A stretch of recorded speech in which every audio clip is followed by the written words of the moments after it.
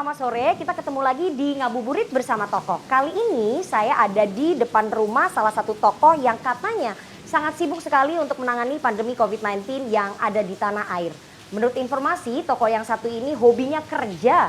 Kira-kira apakah ada kegiatan lain yang dia lakukan sebelum berbuka puasa? Ayo ikuti saya.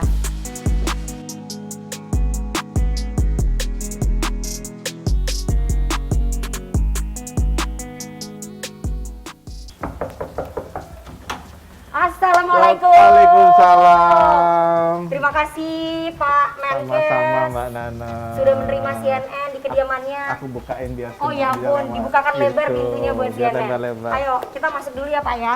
Ini rumah dinasnya Menteri Kesehatan Republik Indonesia. Yang dulu sebenarnya rumah dinas Menteri BUMN Republik Indonesia. Jadi zamannya Pak Karawang ditukar sama Pak Erik. Waktu itu saya kan masih jadi Wakil Menteri BUMN yang ngurusin pertukaran itu. Oke. Jadi sekarang sehari-hari tinggalnya di sini atau gimana Pak? Ini hanya buat meeting sama jamu tamu biasanya. Oke, tapi ini pertama kalinya CNN diajak masuk ke rumah Menteri. Kita pengen keliling, kira-kira Bapak bisa tunjukin apa aja sih sudut-sudut favoritnya seorang Menteri Kesehatan Budi Gunadi Sadikin. Terima kasih ya Pak ya sudah meluangkan waktu. Walaupun masih cerita, rumah dinas ini direnovasi oleh Pak Terawan. Oh, jadi direnovasi oleh Pak Terawan. Saya masuk hanya Ini nama lukisan hubungannya sama Pak Terawan deket banget dekat nih. banget. Sampai diulang-ulang. Ayo Pak, kita kira-kira mau kemana nih Pak? Mau lihat ruang Vicon pertama. Oke. Ruang pertama. Nah, ini apa nih Pak? Ini ruang video Saya masuk conference ya, Pak, ya? pertama dan ruang kerja menteri yang sebenarnya. Ini. Dan aku sebenarnya jarang pakai di sini karena tertutup. Jadi aku sering pakai yang di luar. Tapi kadang-kadang kalau yang di luar dipersiapkan buat ratas, kan itu harus 1 jam sebelumnya. Jadi karena kita jadwalnya tuh sehari meetingnya bisa 12, bisa 13, jadi mepet-mepet. Nah saya meetingnya di sini. Oke, ini biasanya Bapak kalau misalnya Zoom mungkin kamera bisa lihat ya. Ini kalau misalnya kita lihat Bapak sering mimpin Zoom, mungkin Bapak bisa duduk nih. Ini contohnya nih. Bapak duduk di sini. Nah, ini biasanya kalau misalnya mimpin Zoom bersama dengan jajaran staf Kemenkes atau wawancara kali ya kalau sama kita ya. Atau meeting-meeting dengan pihak ketiga lainnya luar negeri. Belakangnya begini. Kalau yang sering ketangkep di rapat terbatas, rakor sama Menko karena butuh persiapan 30 menit, 1 jam sebelumnya, biasanya di luar. Biasanya di luar. Jadi sambil nunggu saya di sini. Begitu. Ya ini selesai 15 menit langsung ke sana. Karena di sana udah harus nyala duluan. Bapak gitu. ini katanya hobinya kerja ya Pak ya? Sampai punya 2 ruang kerja di satu rumah tuh, berarti hobinya kerja, bener nggak Pak? Ini staf-stafnya kasih tahu ke saya, katanya Pak Menkes tuh hobinya kerja, nggak punya hobi lain katanya. Oh, hobinya renang, senang hobinya lukisan, bisa main musik juga. Oke, berarti punya hobi lain ya selain kerja ya? Walaupun banyaknya kerja soalnya. Banyak kan kerja, oke. Nah kalau itu tadi ruang kerja pertama. Kecil, ruang kerja pertama, ini ruang kerja yang kedua. Biasanya saya lebih sering di sini kalau ada ratas atau rapat sama Menko. Nah itu kelihatannya belakangnya hijau, jadi suka dikomentarin, oh belakangnya bagus, karena belakangnya pemandangan. Oh, gitu. Belakangnya taman. Kalau kasih arahan ke para staf juga di sini biasanya. Tuh, tapi ini lebih sering dipakai ruang jamuan makan. Oh, kalau misalnya terima tamu-tamu, biasanya jamuan makannya di ada sini. Makan sama menteri, atau minta tolong ke Pak Panglima sama Pak Kapolri, kita ajak makan. Biar pasti meja makan ya? itu. Ini mencontoh siapa meja nih? Makan. Diplomasi meja makan nih? Oh banyak beberapa itu diplomasi mencontoh meja Presiden makan. Jokowi kayaknya ya? Iya betul. Pak, ini setelah dari sini kita mau ngobrol-ngobrol kayaknya di sini ya. Saya pengen tanya aktivitas Bapak selama Ramadan, saya pengen duduk di sini ya Pak ya. Ini biasanya kalau misalnya Bapak nerima tamu, kan tadi Bapak bilang jamuan biasanya di sana. Kalau di sini biasanya buat ngobrol aja. Kalau ada tamu-tamu yang memang datangnya bukan jam makan. Oh gitu. Biasanya Bapak tetap terima tamu. Sama manggil staff-staff kalau dari yang datang dari luar kota, kadang-kadang waktunya kalau udah di luar jam kantor di sini juga. Oke.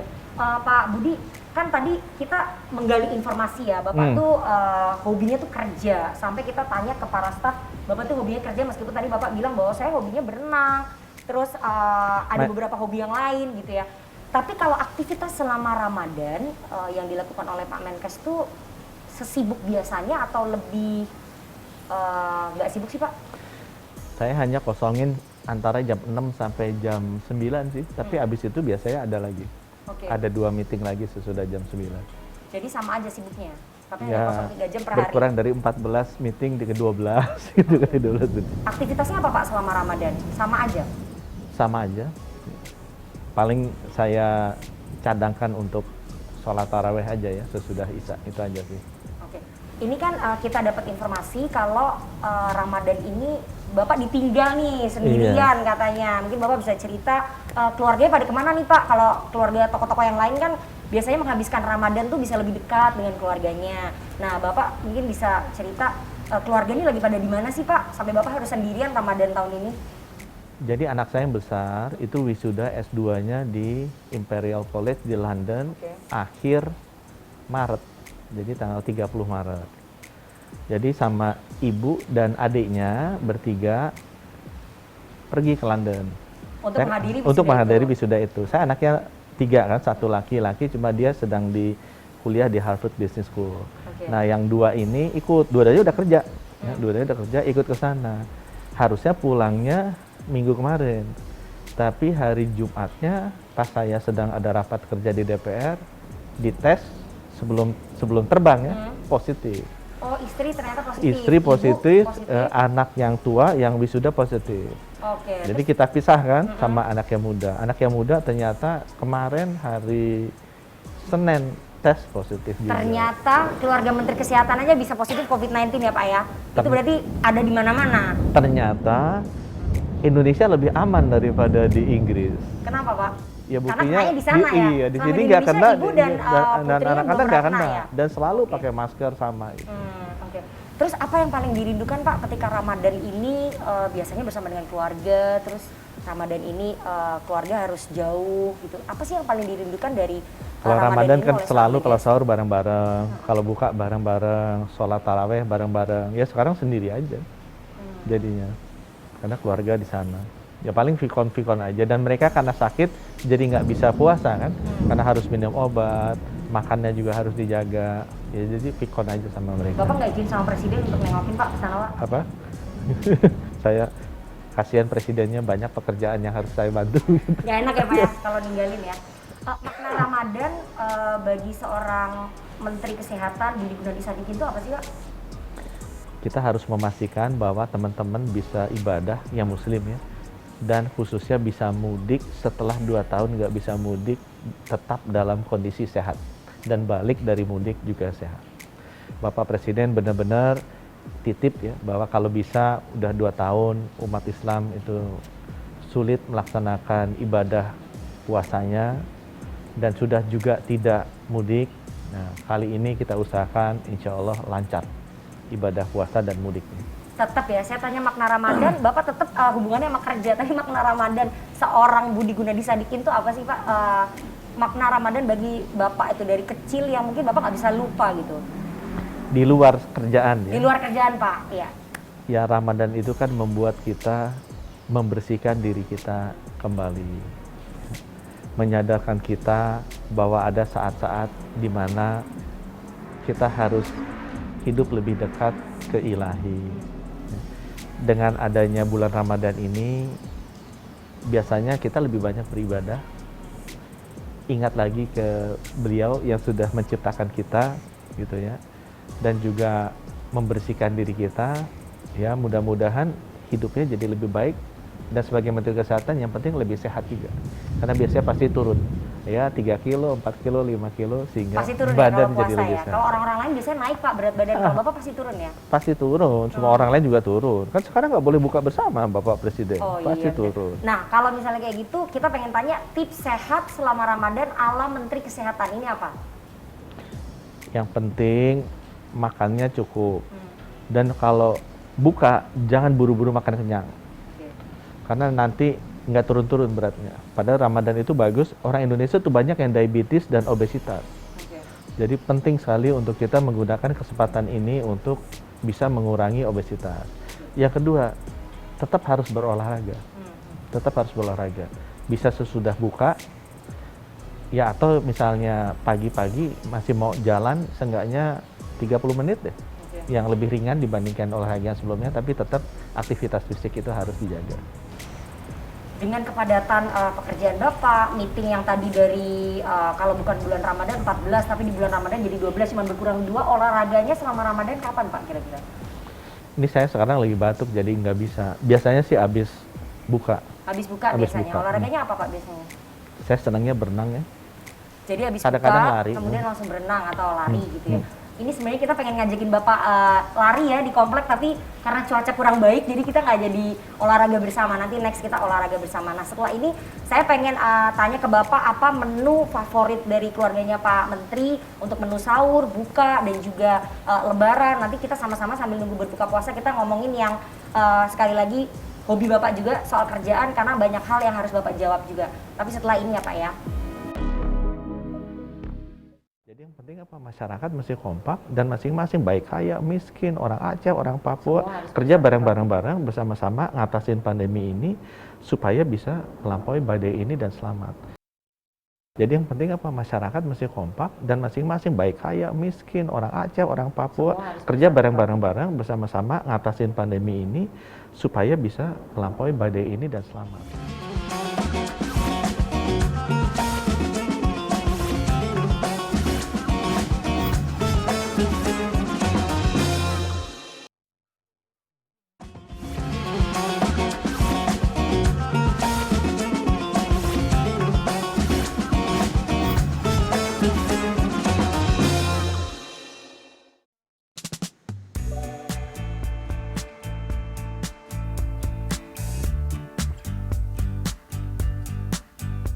Pak, nah kita sekarang udah ada di meja makannya Pak Menteri. Biasanya kalau misalnya makan di sini makan bareng sama ibu sama Makan sama kolega atau- makan keluarga sama makan sama staf di sini. biasanya makan di Jadi sini. kalau acara yang nggak resmi makannya di sini karena lebih dekat dapur. Jadi kalau ada kurang-kurang ngambilnya gampang. Nah, menu favoritnya Menteri Kesehatan kalau sahur tuh apa biasanya? Kalau sahur, malu nasi padang.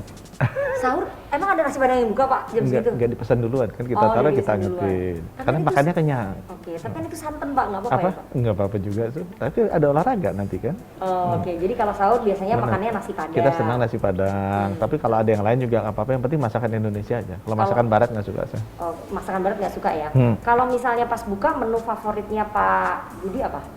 Kalau buka biasanya manis dulu, nggak langsung makan ya. Saya senangnya tuh kolak seneng. Gitu ya. Tape yang pakai ketan seneng. Itu Kalau dua sih. makan besarnya? Makan besarnya saya biasanya makanan rumahannya pakai nasi, sayur lodeh, kadang-kadang pecel lele gitu kan, sayur asam pakai tahu, tempe.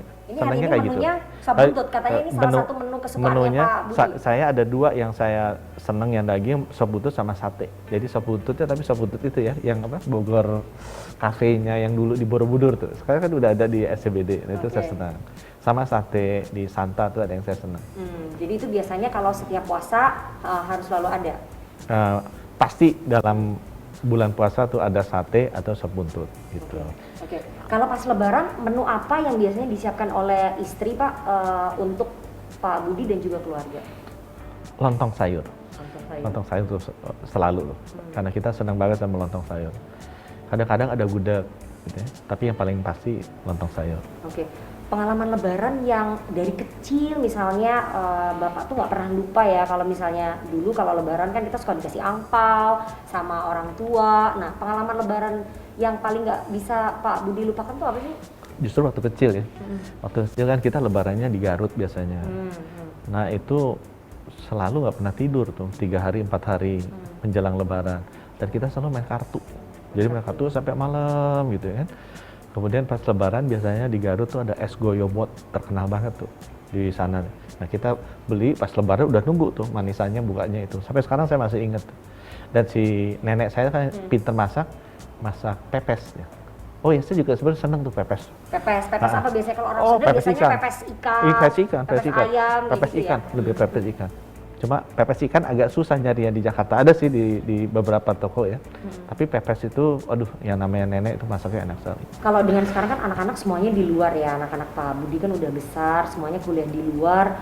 Lebaran tahun ini mereka semua pulang atau lebarannya virtual lagi Pak, kayak tahun-tahun kemarin? Tahun lalu kan virtual, tapi tahun ini udah ada di rumah. Iya. Jadi yang paling kecil, yang tadinya sekolah di Melbourne Uni, sekarang udah kembali udah kerja. Oke. Yang paling tua kan alumni ITB, kemarin ambil S2 kemarin di Imperial College London, itu kan udah selesai, yang di wisuda tuh. Itu juga udah kembali. Tinggal yang kedua yang masih di Harvard Business School yang di Boston aja yang masih kuliah di sana. Artinya tahun ini lumayan komplit Lumayan lah ya. lah. Tahun ini berempat lah. berempat lah ya. Berempat Tapi bisa. kan pemerintah bilang bahwa boleh open house gitu ya, sama keluarga, boleh nggak? Boleh nggak Pak? Oh nggak boleh apa ya? Nggak boleh buka bersama Nggak gitu boleh kan. buka bersama. Open Tapi house kalau juga. lebaran bersama keluarga boleh dong. Lebaran sama keluarga boleh, malah kayaknya presiden menginginkan kita liburan lebaran sama keluarga supaya bisa menggerakkan ekonomi gitu. Sama keluarga aja, jangan ajak tetangga. Apa? Jangan ajak Ya ajak kolega. saudara-saudara aja. Oh, saudara-saudara aja, karena prokesnya harus tetap terjaga ya Pak ya. Iya. Nah bicara soal prokes jelang lebaran, ada beberapa hal yang pengen saya tanya Pak sambil kita menunggu beduk ya. Ini kan pemerintah tampaknya optimis sekali ya Pak ya, di tengah penurunan kasus COVID-19 di tanah air, semuanya tampaknya terkendali, terus pemerintah juga mengizinkan masyarakat untuk mudik. Anda melihat ini momentum kebangkitan bagi masyarakat Indonesia di masa lebaran ini Pak?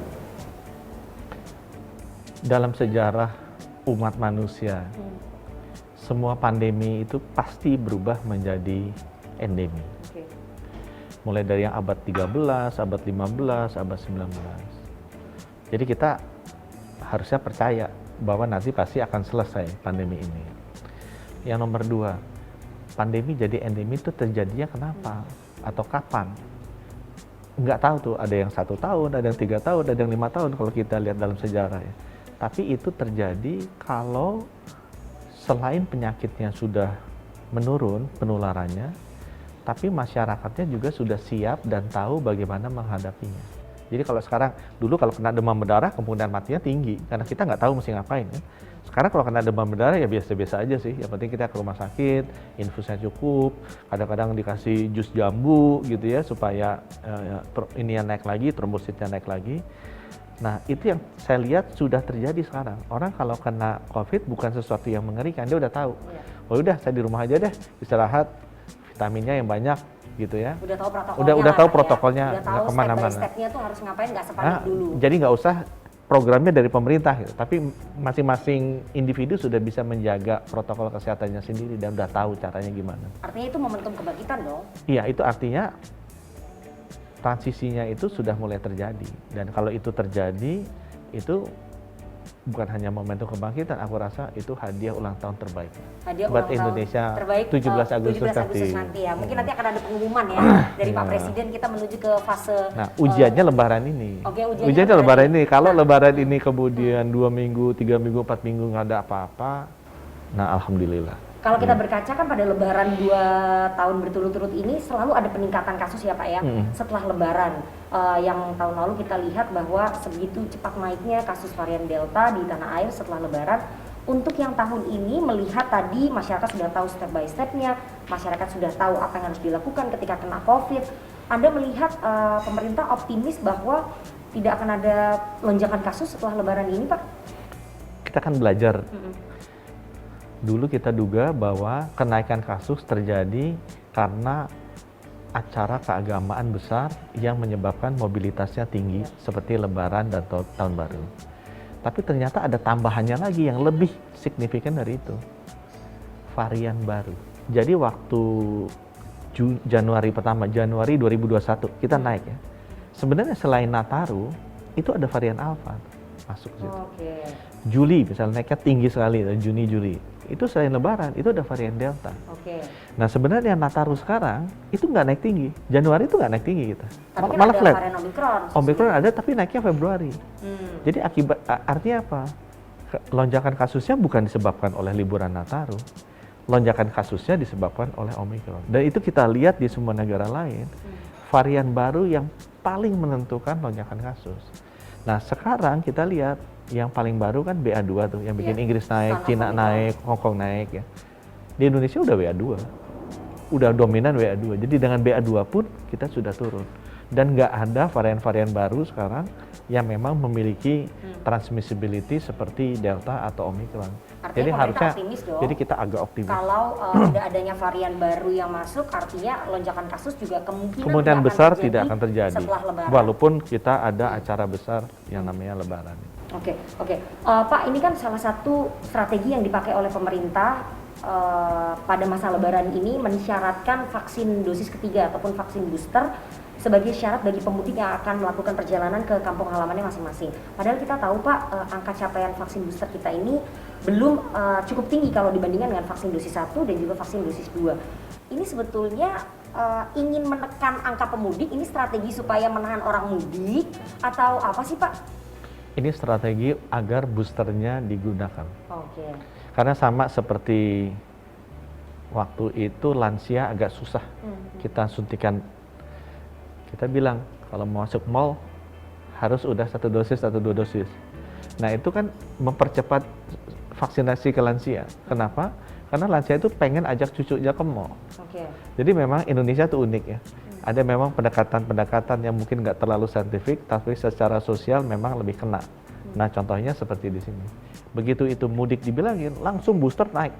Tinggi. Artinya ini untuk menggenjot Vaksinasi booster ya? agar melindungi orang-orang yang mau bergerak mudik, agar kalau ada lansia yang belum disuntik, seenggaknya mengurangi resiko dia tertular. Yang resiko kan lansianya, yang nanti akan jadi tujuan kan. Orang kan mudik kan ketemu orang tua. Nah resikonya pasti orang tuanya sebenarnya. Tapi kenapa ya kalau misalnya kita lihat vaksinasi dosis 1 dan juga dosis 2 ini relatif jauh lebih tinggi dengan kalau dibandingkan dengan vaksinasi dosis ketiga ataupun booster. Kenapa masyarakat kita kemudian harus dipaksa dulu vaksin booster ini sebagai syarat mudik baru mereka berbondong-bondong mau vaksin booster. Kenapa angka capaiannya itu tidak setinggi secepat vaksin 1 dan juga vaksin 2 sih Pak? Kalau aku lihat jujur ya, boosternya sih lumayan cepat. Vaksin 1 kita pelan sekali loh Mbak Nana. Waktu mulai 13 Januari 2020 pelan. Vaksin 2 ya. Vaksin 2 lebih cepat, vaksin 3 lumayan cepat, memang nggak terlalu cepat, tapi begitu habis mudik sekarang cepat sekali naiknya. Cepat sekali. Ya buat kita segala macam cara, yang penting masyarakat terlindungi deh. Target vaksinasi boosternya Kementerian Kesehatan berapa sih Pak sampai Lebaran ini? Karena kan kalau misalnya 30%. 30% dari total populasi kita Pak? Dari yang sudah eligible untuk booster ya. 3 bulan suntik. Hitung 100 juta, ada 100 juta, 30% 30 juta. 30 juta 30 juta orang. Sekarang sudah 10 juta. Kalau 10 juta sekarang suntik booster bisa 600.000 sehari. 600.000 per hari untuk mencapai target 30 juta 30 sampai juta. nanti menjelang Lebaran dan semoga itu tercapai. Padahal yang memudik 80 juta Pak. Jadi itu agak banyak sebetulnya ya kurangnya, tapi nggak apa-apa ya, itu memproteksi masyarakat yang akan mudik daripada nggak ada sama sekali yang. Kita sebenarnya juga udah lakukan sero survei.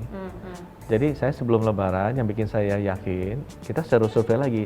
Pak, kalau kita lihat negara-negara tetangga ya seperti Malaysia dan juga Singapura, mereka sudah memutuskan untuk masuk ke dalam masa transisi dari pandemi ke endemi COVID-19. Nah pemerintah kalau misalnya melihat kasus setelah Lebaran ini tidak mengalami peningkatan, apakah pemerintah juga akan menyusul negara-negara lain seperti Malaysia dan juga Singapura menetapkan mungkin nanti di hari ulang tahun kemerdekaan, Bapak akan menyarankan kepada Presiden supaya kita sudah siap untuk masuk ke dalam fase endemi Pak?